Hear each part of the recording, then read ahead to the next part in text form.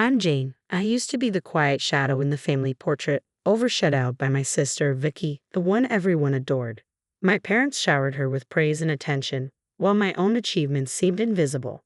Thankfully, my grandparents noticed the neglect and became my refuge, giving me the love my parents couldn't. One summer afternoon at a family BBQ, the favoritism was starkly clear.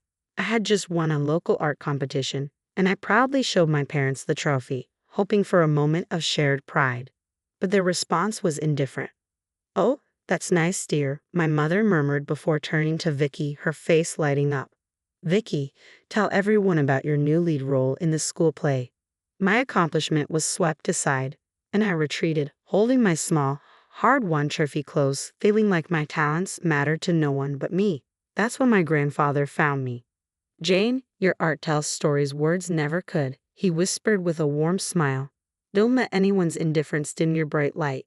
His words were a balm, but as Vicki continued basking in the family's attention, my frustration simmered beneath the surface. Small acts of jealousy escalated, missing art supplies, ripped sketches, and one day, after finding yet another ruined painting, my patience snapped. "Why are you doing this, Vicki? What did I ever do to you?" I confronted her, my voice trembling. "You think you're special with those quiet little drawings." Vicki spat back, her voice dripping with venom. "You're nothing compared to me, Jane. Nothing." The argument spiraled until in a rage, Vicki shoved me down the basement stairs. Pain shot through my arm as I lay there, stunned and hurting, until my grandparents found me and rushed me to the hospital. The doctors confirmed a broken arm, but the emotional wounds were deeper, etched by the betrayal of my own sister. I couldn't stay silent anymore. After being discharged, I made a choice that would reshape our family forever. I reported what happened to Child Protective Services. My home wasn't safe, not from strangers, but from my own family. The investigation pulled everything into harsh daylight, but my parents, more concerned about appearances, turned on me instead. "This is your fault, Jane," my mother hissed. "Your selfishness is tearing this family apart." Her words stung, but my grandparents stepped in, offering me a true home. Under their roof, I finally found a place of encouragement and love. They nurtured my talent and helped me rebuild my sense of self, free from Vicky's shadow. Years passed, and I grew strong. At 28, I had become someone who valued herself, someone who knew love not from duty, but from choice. Then, on a crisp autumn day, Rob proposed. As he knelt before me, the ring glinting in the golden light, I felt a surge of hope. Maybe, just maybe, this new beginning would heal the fractures of the past.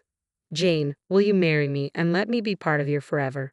Rob's eyes held a steady, unwavering love. I answered without hesitation, yes. 1,000,000 times yes. In a rush of optimism, I sent out wedding invitations, hoping to rebuild those old bridges. But reality struck hard. My parents chose to attend Vicky's housewarming instead, dismissing our wedding day as a teachable moment. "How could you?" I asked, my voice trembling with hurt over the phone. "Maybe this will teach you where you stand," my father replied, his words cutting like they always had. Hanging up, I turned to Rob, who wrapped his arms around me, his face dark with concern as I recounted what had happened. "They're your parents, but they're wrong, Jane," he said softly. "You deserve better." And in that moment, with Rob's love surrounding me, I asked my grandparents, the true pillars of my life, to walk me down the aisle. Their acceptance was immediate, and their honor was genuine. "Of course, Jane, we'd be honored," my grandmother said, her voice cracking with emotion. As the wedding day approached, Vicky's absence loomed large. My aunt, hopeful, suggested, "Maybe Vicky will come around." "Have you tried reaching out again?" I admitted I had, but her silence was a familiar ache. On the wedding day itself, joy filled the air, untinted by past shadows. Standing at the aisle's start, I felt the strength of my grandparents beside me. Rob awaited me, his smile a beacon of our future. At the reception, my grandfather raised a toast, his words resonating through the hall. "To Jane and Rob, who remind us that family isn't always about blood, but about who stands by you when it counts." His sentiment was met with nods and misty eyes. Late into the evening, my phone vibrated with a message from Vicki. "I'm sorry." Those words, so unexpected, froze the night's joy. Was this an opening for reconciliation or just another empty gesture? I pocketed the phone, choosing to stay in the present's happiness instead of the past shadows. As Rob and I danced under the night sky, he whispered, "Today was perfect, Jane, no matter what anyone else says." In his arms, I found my true place, embraced by a love chosen freely. Months later, our life had settled into a happy routine.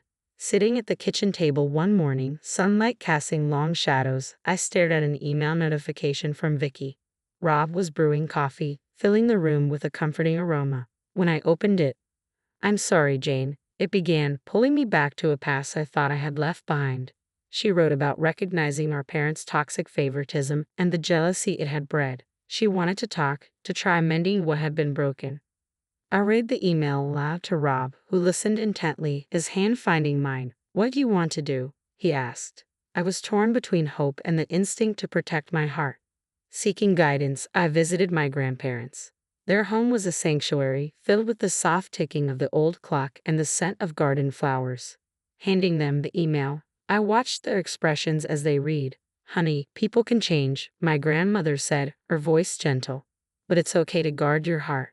My grandfather nodded, adding, "If you feel there's a chance for genuine reconciliation, it might be worth exploring. But be cautious, Jane." With their advice in mind, I agreed to meet Vicki. We chose a quiet coffee shop, neutral ground, far from anyone who knew our history. When I arrived, Vicki stood, her nervous smile wavering. "Jane, thank you for coming," she said softly. "Why now, Vicki? After all these years, why reach out?" I asked, needing to understand her motives. Her answer was honest. "I've been in therapy, doing a lot of thinking. I know how much I hurt you. I let jealousy drive me, fed by mom and dad's constant comparisons. I want us to be sisters, not strangers." In her eyes, I saw a sincerity I hadn't before. Our conversation was long, often painful, but we talked about our different struggles and the isolation we each felt. As we peeled back layers of old wounds, I felt the beginnings of a tentative understanding. Leaving the cafe, a cautious hope stirred in me. Perhaps we could find a way forward, not as sisters just yet, but as two people trying to understand each other. At home, I reflected on our meeting, feeling a guarded optimism. But soon, a gnawing feeling surfaced. Each story Vicki shared seemed to shift slightly with each telling, small inconsistencies that made me uneasy. One evening, I shared these concerns with Rob. "Do you think she's being honest?" he asked, pausing the movie we were watching. "I'm not sure. It's just a feeling," I admitted. Rob suggested looking into her recent circumstances, just to be certain. Our discreet inquiries uncovered that Vicki's once successful boutique was nearing bankruptcy, and our parents had stopped bailing her out financially. The realization hit hard. Could her sudden reach out be motivated by need rather than remorse? To test her intentions, I organized a small family dinner, inviting Vicki and our grandparents. It was a potluck, with everyone contributing something. On the day, my grandparents arrived early, bringing warmth and laughter to the preparations. Vicki, however, arrived late and empty-handed. "I'm so sorry. I was going to bring dessert.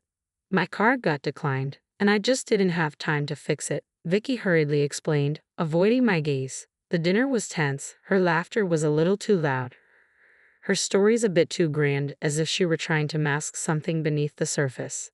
As the evening progressed, her phone buzzed incessantly. She excused herself to take a call and never returned, her departure as hurried as her arrival, leaving behind only a string of apologies.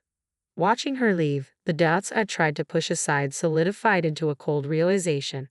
Her actions spoke louder than her words. Her sudden interest in reconnecting felt more like a desperate grasp at financial support than a genuine desire to mend our relationship.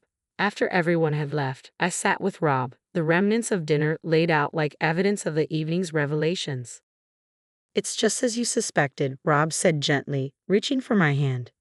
"Yeah, I wanted to believe she'd change, but I can't ignore what's right in front of me," I replied, disappointment weighing on my voice. We decided that night that while I would remain open to a true change of heart from Vicki, the boundaries had to be firm. No financial support, only emotional, if she genuinely wanted to rebuild our relationship. In the days that followed, I came to a bittersweet acceptance. I realized that not every family tie could be mended, not every hurt could be healed. But there was a peace in knowing I had done all I could. I had extended the olive branch, and whether Vicki chose to take it sincerely was up to her. The realization of her true intentions hit hard, but it brought a clarity that had been missing in my life. It was time to make a difficult but definitive decision about our relationship.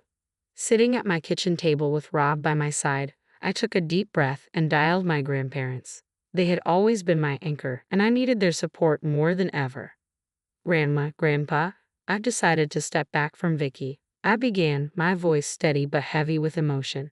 It's clear her reaching out wasn't about reconnecting as family, but about what she could gain from me. There was a pause on the line, then a sigh of understanding. We're with you, Jane, Grandma replied gently. We've seen you try, and we know how hard this is for you. Their support lifted a weight off my shoulders, bolstering my resolve. With Rob's encouraging nod, I prepared for the next step, a family gathering where I would make my stance clear to everyone.